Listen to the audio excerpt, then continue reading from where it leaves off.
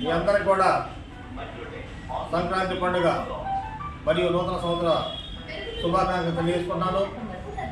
ఈ సంక్రాంతి పండుగ రైతుల ఇళ్లలో పాడి పంటలతోటి రైతులంతా సంతోషంగా ఉండాలని, అలాగే వ్యాపారస్తులందరూ కూడా సుఖ సంతోషాలతో ఉండాలని చెప్పి ఈ సందర్భంగా నేను కోరుకుంటున్నాను. అలాగే మరి కూటమి ప్రభుత్వ కార్యకర్తలు నాయకులందరూ కూడా సంక్రాంతి పండుగ కూడా నిర్మించకుండా రాజధానిని నిర్వీర్యం చేయడమే కాకుండా రాష్ట్ర ఆర్థిక వ్యవస్థను కూడా దివాలా తీపించి మరి ఎలాంటి సాగునీటి ప్రాజెక్టు కానీ రాష్ట్రంలో అభివృద్ధి కార్యక్రమాలు కానీ చేపట్టకుండా చేసినందుకు రాష్ట్ర ప్రజలు వైసీపీ నాయకులకు బుద్ధి చెప్పి కేవలం 151 సీట్ల నుంచి 11 సీట్లుగా పరిమితం చేసినా కూడా ఇంకా వైసీపీ నాయకులకు సిగ్గు లేకుండా ఈరోజు మరలా అమరావతి రాజధాని మీద బురదల్లే కార్యక్రమం చేపట్టారు. దీని మీద తీవ్రంగా ఖండిస్తున్నాము. మరి నది మధ్యలో నది పరివాహక ప్రాంతంలో రాజధాని నిర్మాణాన్ని కడుతున్నారని చెప్పి మొన్న వైఎస్ జగన్మోహన్ రెడ్డి గారు మరి ప్రెస్ మీట్లో చెప్పడం జరిగింది. అదే కాకుండా ఆయన చెప్పిన ప్రెస్ మీట్లు మరి నది పరివాహక ప్రాంతం ఏంటో నది మధ్య ఏంటో మరి దానికి కూడా ఆయనకి అర్థం తెలియకుండా మాట్లాడటం జరిగింది. మరి ఏ రాజధాని చూసినా మన ఆంధ్ర ఇండియాలో కాదు ప్రపంచ దేశాల్లో చూసినా కూడా ప్రధానమైన ప్రతి దేశ రాజధానులు కూడా నదుల పక్కన సముద్రాల పక్కనే ఉన్నాయి కూడా ఆ సంగతి కూడా మరి ఈరోజు మరి 5 సంవత్సరాలు ముఖ్యమంత్రిగా పరిపాలించిన వైఎస్ జగన్మోహన్ రెడ్డి తెలుసుకోకపోవడం చాలా బాధాకరం.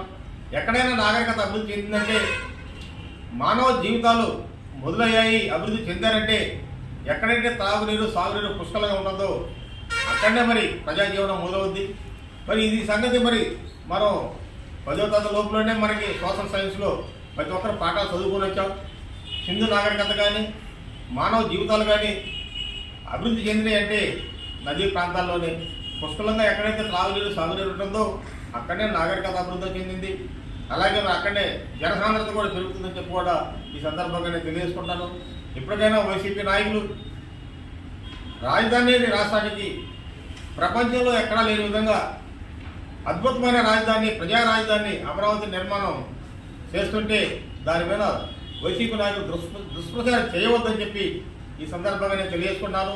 ఇదే విధంగా మీరు ప్రజలు తప్పుదో పట్టించాలని, రాజధాని గురించి కానీ ప్రాజెక్టుల గురించి కానీ కూటమి ప్రభుత్వం చేస్తున్న అభివృద్ధి కార్యక్రమాల మీద బురద చల్లే కార్యక్రమం కనుక మానుకోకపోతే రాబోయే రోజుల్లో ఈ 11 సీట్లు కాదు కదా, 1 సీటు కూడా మీకు వచ్చే అవకాశం ఉండదు.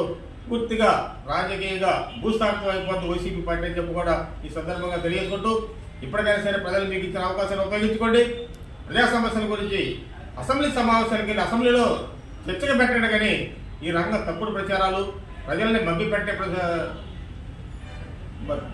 ప్రజలను మభ్యపెట్టడం, ప్రజలు తప్పుదారి పట్టించాలని తప్పుడు ప్రచారం చేయడం మానుకొని ఇప్పటికైనా ప్రజలు మీకు ఇచ్చిన అవకాశాన్ని ఉపయోగించుకొని అసెంబ్లీకి వెళ్ళి ప్రజా సమస్యల గురించి కానీ రాష్ట్ర అభివృద్ధి మీద జరుగుతున్న తప్పులు కానీ పొరపాటు కానీ ఉంటే అసెంబ్లీ సమావేశం చర్చించకుండా మరి కేవలం మరి అసెంబ్లీ సమావేశం కూడా పోకుండా మీరు జీతభత్యాలు తీసుకుంటూ ఒక పక్క ప్రజా ధనాన్ని తీసుకున్న సంగతి కూడా మీరు విస్మరించి మాట్లాడుతున్నారు.